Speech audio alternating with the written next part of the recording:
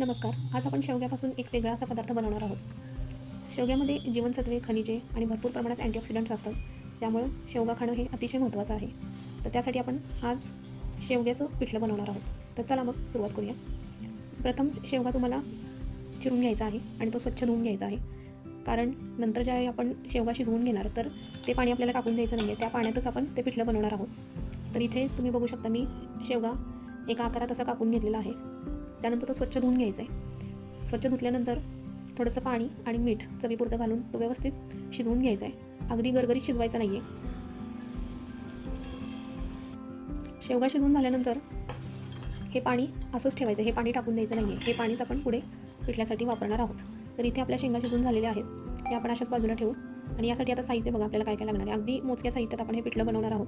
पण हे चवीला खूपच सुंदर लागतं. तुम्ही नक्की बनवून बघा आणि मुलांना देखील हे खायला खूप आवडेल. तर यासाठी साहित्य म्हणजे आपल्याला मिरची आणि जिरे वाटून घ्यायचे आहेत. पूर्ण मिरची बारीक करायची नाही, ती अर्धवट वाटून घ्यायची आहे. त्याच्यानंतर एक बारीक चिरलेला कांदा आणि एक लसणाची पाकळी. लसूण एकच घालायचं आहे कारण लसणाचा जास्त वास आपल्याला या पिठल्यासाठी नको आहे. कारण जो शेवग्याची चव आहे, मूळ चव आहे, ती आपल्याला तशीच राहून द्यायची. आणि लागणार आहे डाळीचं पीठ. तर तुमच्याकडे जर लोखंडी कढई किंवा लोखंडी तवा असेल तर शक्यतो तुम्ही त्याच्यात करून पहा. पिठलं खूप सुंदर होतं. तर हा माझ्याकडे एक खोलगट लोखंडी तवा आहे, तो घेतलेला आहे मी. तर त्याच्यामध्ये पहिल्यांदा आपल्याला थोडंसं तेल आणि फोडणीसाठी मोहरी, जिरे हे सगळं घालायचं आहे. मोहरी तडतडल्यानंतर त्याच्यामध्ये आपल्याला आपण केलेला मिरचीचा ठेचा आणि कांदा आणि हे व्यवस्थित परतून घ्यायचं आहे. कांदा थोडासा परतत आल्यानंतर त्याच्यामध्ये हळद आणि हिंग घालायची. 1-2 मिनटं परत परतून घ्यायचं आहे. आणि नंतर आपल्याला 2 ते 3 चमचे डाळीचं पीठ या तेलातच घालायचं आहे. आणि ते व्यवस्थित डाळीचं पीठ आपल्याला त्या तेलाबरोबर भाजून घ्यायचं आहे. तर हे डाळीचं पीठ भाजल्यामुळे काय होतं, पिठलं अगदीच खमंग होतं. तर इथे तुम्ही बघू शकता की डाळीचं पीठ आपण इथे परतून घेतले. थोडासा लालसर रंग आल्यानंतर जे आपण शेवग्याच्या शेंगा शिजवून घेतलेलं पाणी होतं, तर तेच पाणी आपण इथे घालायचं आहे. आणि त्या पाण्याला छानशी अशी उकळी येऊन द्यायची.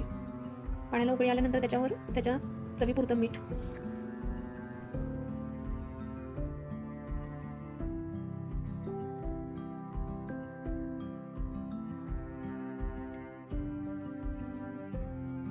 मला जर पिठलं जास्त प्रमाणात करायचं असेल तर तुम्ही वरून मग वेगळं पाणी घालू शकता. आणि चवीपुरतं मीठ घालून या पाण्याला एक छान अशी उकळी येऊन द्यायचे. मग पाण्याला उकळी आल्यानंतर परत तुम्हाला जर हे पिठलं अजून घट्ट हवं असेल तर वरून परत तुम्ही 3 ते 4 चमचे डाळीचं पीठ घालू शकता. आणि परत हे ह्याच्यामध्ये व्यवस्थित मिक्स करून व्यवस्थित 5 ते 7 मिनिट शिजवून घ्यायचे. तर इथे तुम्ही पाहू शकता हे डाळीचं पीठ आता व्यवस्थित शिजलेलं आहे. आणि हे डाळीचं पीठ शिजल्यानंतर मग वरून तुम्ही कोथिंबीर आणि ज्या शेवग्याच्या शेंगा आहेत त्या या पिठल्यामध्ये घालायच्या आहेत. आणि परत 2 मिनटं शिजवून घ्यायचं आहे. म्हणजे ते डाळीचं पीठ आहे ते शेंगांमध्ये पण आतमध्ये जाते. त्यामुळे शेंगा आणि डाळीचं पीठ ह्याची चव अगदी भन्नाट लागते. तर हे आपलं शेवग्याच्या शेंगाचं पिठलं तयार झालेलं आहे. तुम्ही नक्की करून बघा.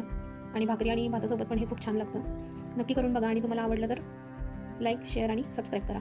आणि नक्की सांगा की पिठलं कसं झालं, कमेंटमध्ये मला सांगू शकता. आणि अशाच नवनवीन महाराष्ट्रीयन रेसिपीसाठी नक्की माझ्या चॅनलला सबस्क्राईब करा. धन्यवाद.